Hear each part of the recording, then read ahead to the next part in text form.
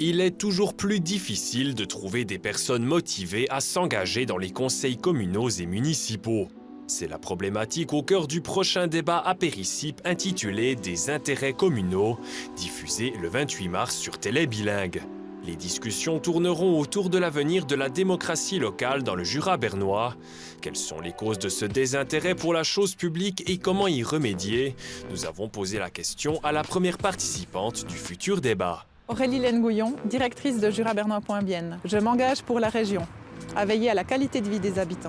Aurélie Lengouillon est la directrice de jurabernois.bienne depuis 2025. Sa mission est celle de l'association et de renforcer la région en tant qu'espace de vie et place économique.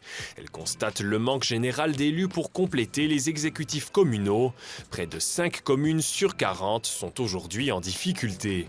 La conséquence est une surcharge de travail et le risque, c'est que les personnes qui sont déjà en place se retirent de peur du travail supplémentaire à devoir assumer. Jurabernois.bienne propose des accompagnements aux communes qui en ont besoin.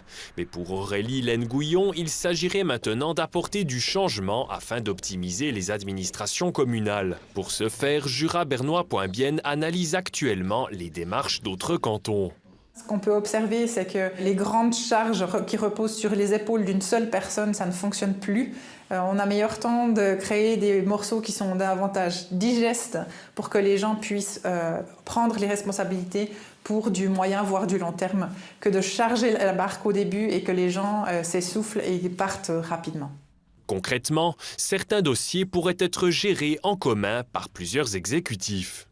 Ça permet d'économiser des ressources et de concentrer les efforts sur ce qui est vraiment lié à la commune elle-même. Pour exemple, un règlement sur la police peut être partagé entre différentes communes, peut s'en inspirer et ça permet en fait de gagner du temps plutôt que de partir d'une feuille blanche. Les fusions de communes sont également une piste pour faciliter le travail des miliciens et miliciennes.